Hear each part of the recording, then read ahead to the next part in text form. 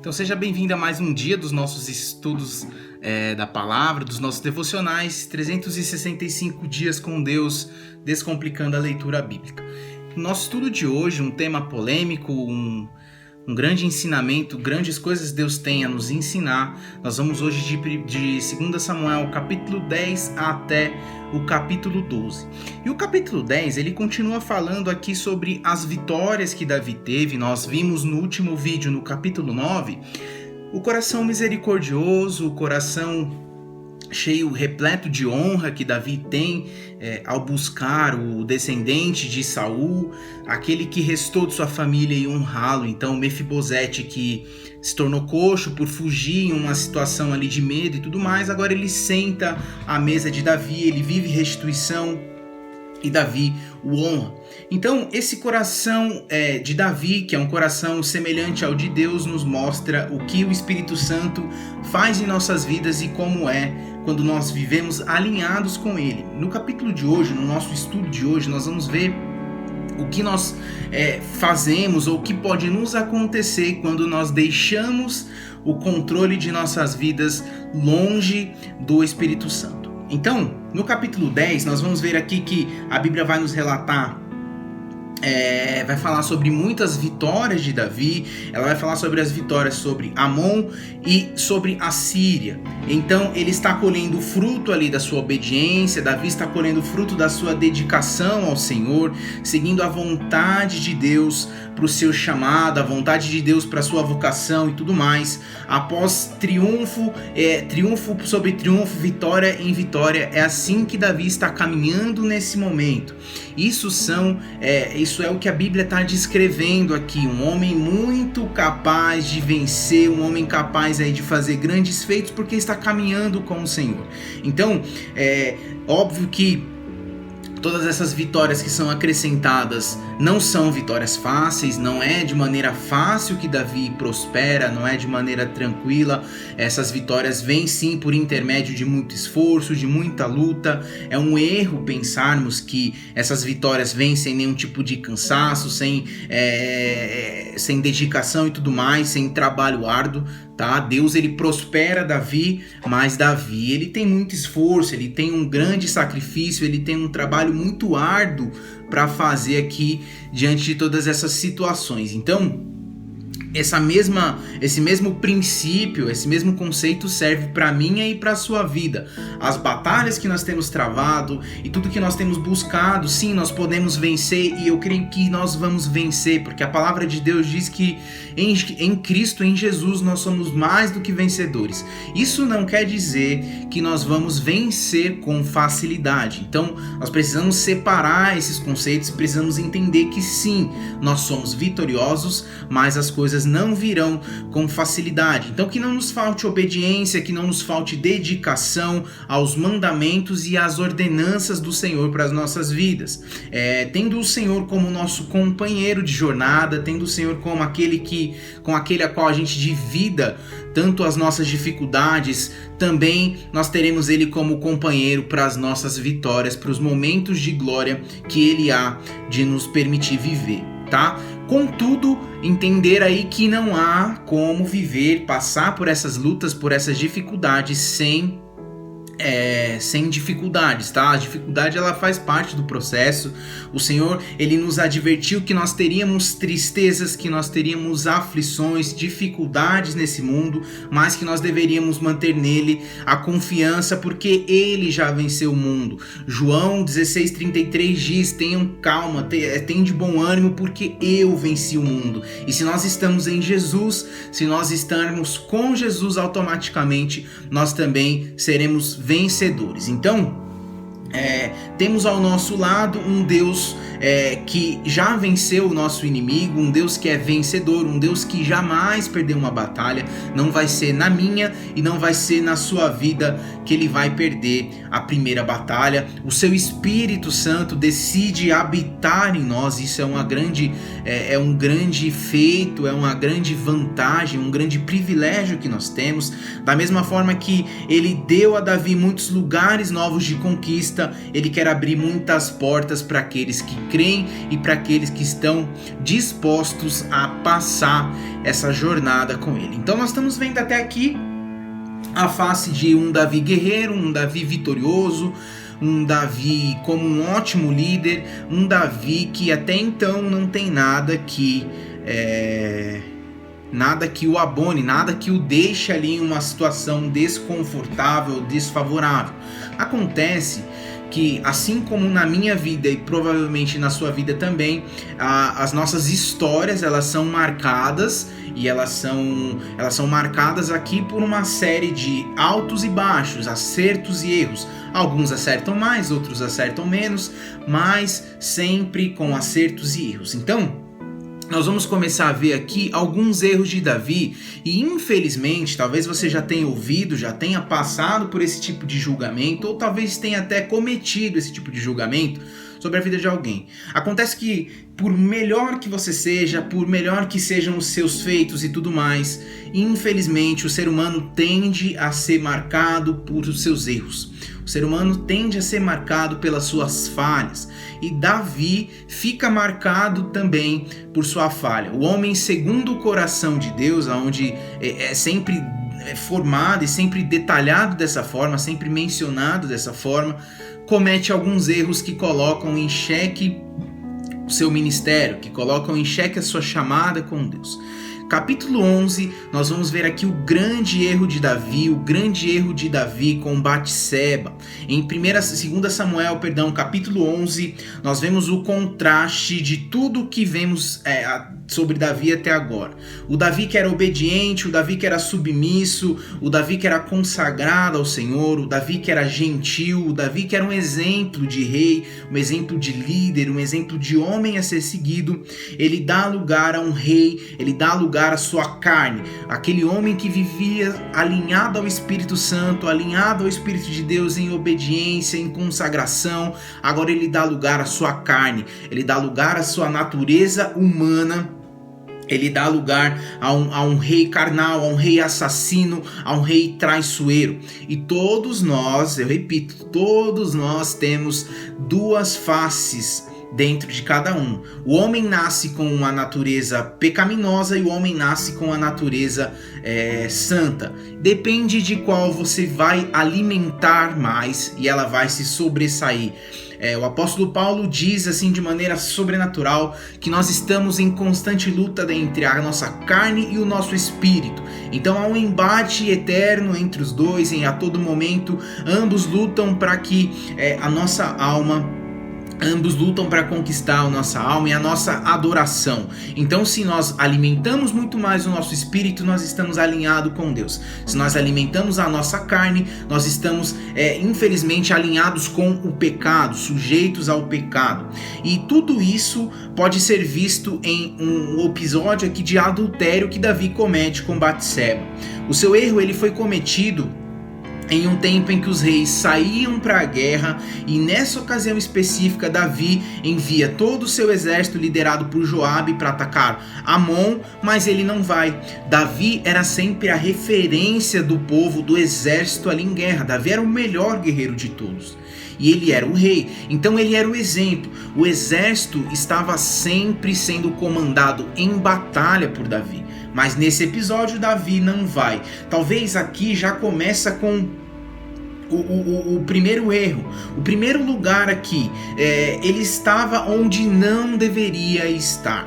Ele abandona o lugar da sua vocação, ele abandona o lugar do seu chamado para não fazer nada. Então quando eu abandono o lugar onde Deus me pede para estar, para viver o ócio, para viver de maneira vazia, para estar em outros ambientes, eu me torno uma presa fácil a Satanás e seus inimigos. Eu me torno uma presa fácil ao pecado. Eu me torno totalmente suscetível ao pecado. Ficando em casa, ocioso, ele percebe que Batseba estava ali tomando banho e se sentiu atraído por ela. Usando ali sua autoridade real, ele envia mensageiros a ela para que trouxessem, para que ela fosse até ele, para ter ali relações sexuais com ela. No caso, ela engravida e ela diz isso a Davi, ela conta a Davi. Então, nesse período de batalha, nesse período onde o exército estava em guerra, Davi olha, cobiça a mulher do seu amigo, ele cobiça essa mulher, ele por ter ali uma autoridade real, por ter ali um poder sobre ele, por ter uma chancela de rei, ele faz um abuso dessa autoridade e ele pede para que os seus mensageiros a tragam até ele, ele tem relações com ela, ela acaba engravidando.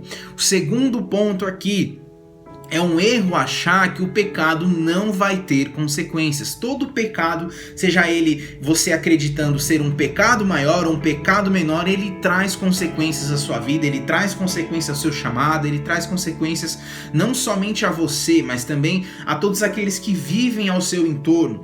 Quando Davi soube da gravidez de Batseba, ele ordena que Urias, ou seja, o seu amigo, o seu comandante, o seu braço direito, a quem ele já tinha traído, porque ele se deita com a mulher desse cara, ele ordena então que Urias volte para casa. A ideia de Davi aqui é que ele tivesse relações com sua mulher e ocultasse o seu erro, ocultasse o seu pecado.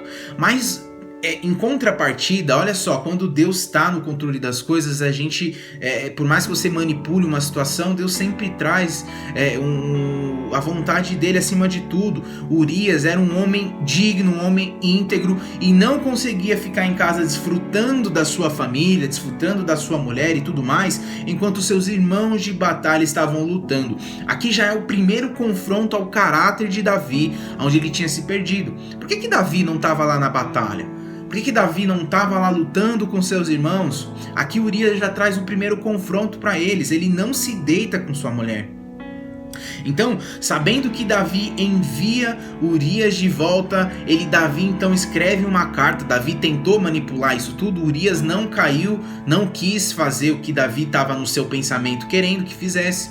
Afinal de contas, foi o próprio Davi que ensinou esses homens, esses guerreiros, que enquanto eles estivessem em batalhas, eles não se deitariam com mulheres. Eles não teriam relações nenhuma com mulheres, porque eles estavam totalmente consagrados ao Senhor, para que o Senhor viesse e trouxesse vitórias sobre ele na batalha. Então, ele tem esses conceitos, ele tem enraizado tudo isso, e ele não vai ceder, ele não vai falhar em relação a isso. Sabendo então disso tudo, a única preocupação de Davi é acobertar o seu pecado. Ele envia uma carta para um de seus comandantes, na onde essa carta, o próprio Urias estava levando a carta para o comandante, e na carta estava tendo a ordem de morte de Urias.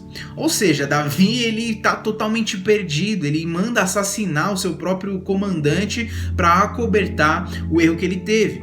Nessa carta, Davi ordena que Urias fosse colocado ali na primeira fileira de batalha para que ele fosse morto pelos inimigos. Ele ordena que Urias fique ali na primeira frente de batalha e que o próprio exército deixe Urias para morrer. E o que isso, de fato, isso acontece. Então, olha o tamanho, a loucura que comete um homem quando ele comete um pecado e ele tenta acobertar, ele tenta consertar uma coisa que não tem conserto. Em terceiro ponto aqui interessante sobre isso, sobre essa mensagem, uma terceira reflexão sobre essa história: quando nós não nos arrependemos, nós nos tornamos cada vez mais escravos do pecado. Seja qual for o pecado aqui Deus está falando sobre um pecado sexual, Deus está falando sobre um pecado de adultério, mas isso não fala só sobre esse pecado, trazendo para os nossos dias e para as nossas vidas, trazendo para as nossas vidas atuais. Deus ele nos ministra acerca de qualquer pecado, seja lá qual for o seu pecado, seja lá qual for a sua situação, seja lá qual for o seu enredo. Quando nós nos tornamos, nós não nos arrependemos, nós nos tornamos cada vez mais escravos do pecado. Um abismo chama o outro abismo, e quando nós percebemos, nós estamos aqui completamente atolados na lama desse pecado. Morto, Urias, que infelizmente é triste falar sobre isso, ele acaba morrendo. Batseba lamenta, mas passado esse luto, ela foi convidada por Davi para ser uma de suas esposas. Nós não podemos eximi-la disso tudo. Não há inocência também em Batseba, por mais vítima que ela pareça ser, ela também está colhendo fruto de uma ação que ela consensuou, que ela participou. Ou então você acha que foi à toa que ela estava ali tomando banho nua em frente à janela do rei? Ela também cria ali uma oportunidade, ela abre uma lacuna, ela não é 100% vítima disso tudo, assim como Davi, ela também erra nessa situação, mas o principal aqui errado é Davi. Davi era o rei, Davi não tinha que estar lá, Davi era o exemplo. Davi não tinha que dar chances a isso. Verdadeiros servos de Deus, antes de tudo, fogem do mal. Dificilmente mulheres como Sara, como Ruth, fariam o mesmo, fariam a mesma atitude que Batseba teve. Agora, o quarto ponto interessante aqui desse capítulo é que Davi ele foi atraído pelo pecado de uma outra pessoa, ou de uma outra situação, mas ambos estavam querendo o erro e ambos foram atraídos e o consumaram. Agora lhes resta aqui arcar com as dores que esse pecado causa. A palavra de Deus no livro de Tiago diz que nenhuma tentação veio sobre nós que não fosse humana. Então todas as tentações que nós passamos, elas não vêm porque o inimigo fica ali e tal. São tentações sim que nós temos aquele desejo. Davi ele erra porque ele tinha o desejo de errar com Batseba. Ele teve o desejo de errar. Em momento algum ele pensou, ele fez aqui o que ele acostumou e o que ele nos ensinou tanto, de consultar ao Senhor sobre o que nós devemos ou não fazer. Ele sabia que aquilo ali era errado. E ao invés de assumir, de consertar, ele continua tentando encobertar o seu pecado. E aí já no capítulo 12, visto todo esse cenário destrutivo e todo esse cenário horrível, vendo ali que Davi estava afundado no pecado e tudo mais, Batseba está grávida, agora vira sua esposa, por mais que pareça que, consertou, tudo bem, pelo menos ele consertou, agora ela é sua esposa. Mas e Urias?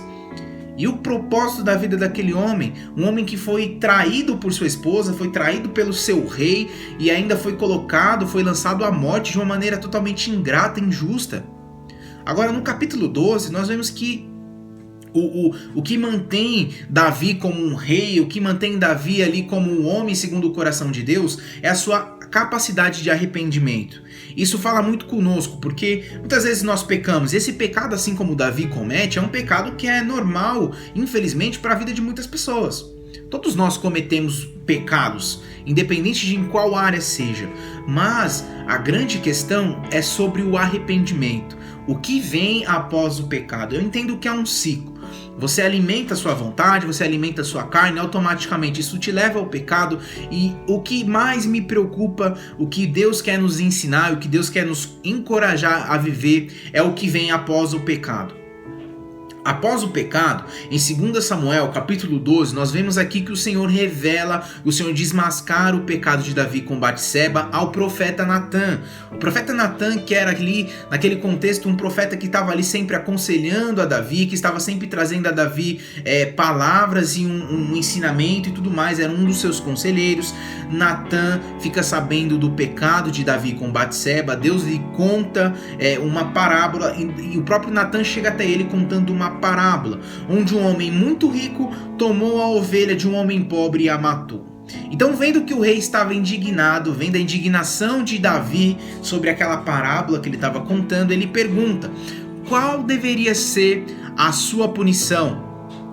E aí o rei Davi, indignado com aquela história, responde: ele deveria ser punido com a morte. E aí nesse momento, Natã declara: tu és o homem, você, Davi, é o homem a qual eu estou contando essa parábola. E em seguida, Natã revela a Davi qual o juízo do Senhor sobre a sua vida. Ele diz aqui no versículo 10: a espada jamais se apartará da tua casa. Então, uma maldição, uma atitude, uma semente de maldição que Davi planta, automaticamente ele vai colher.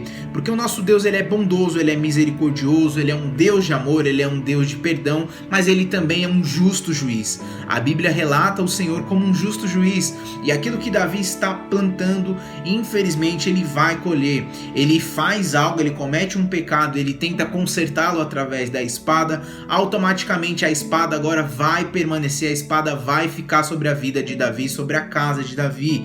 Então, o que nós aprendemos, o que eu aprendo com o erro de Davi, é que todos nós estamos suscetíveis aos erros mais graves em nossa vida, aos erros mais terríveis, aos erros que muitas vezes nós achamos que não somos capazes de cometer.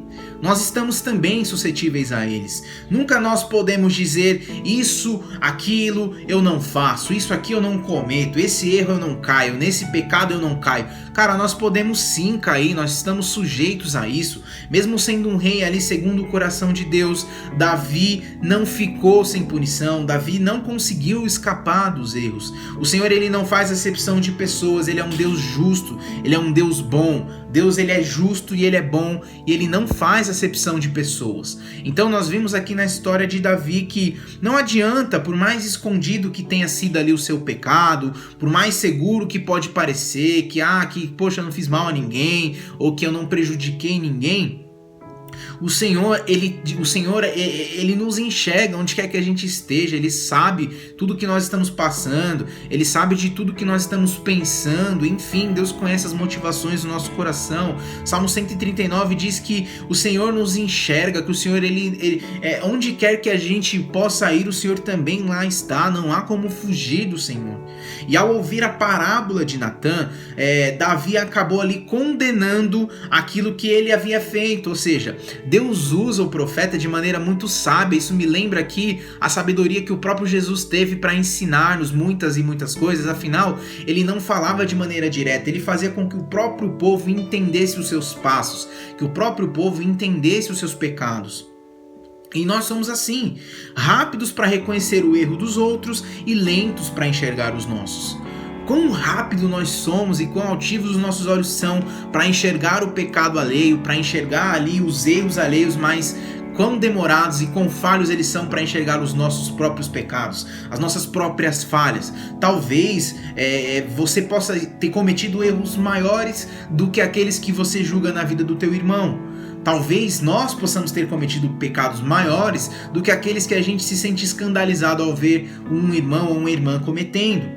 Então, sobre isso, Jesus, ele nos aconselha a tirar a trave que está nos nossos olhos antes de perceber o argueiro no olho do próximo. Mateus capítulo 7, versículo 3 ao 5 fala sobre isso. A vantagem de Davi, talvez, é que ele é rápido no arrependimento. Ao contrário de muitos de nós, ao contrário de muitos reis, e até mesmo trazendo ali o exemplo de Saul, reis que vieram antes e reis que virão depois, ele não maltrata o profeta, ele não pune o profeta, ele entende que o pecador e que o errado é ele entende que é ele quem precisa de perdão e de misericórdia. Pelo contrário, ele reconhece o seu pecado e ele se humilha diante do Senhor.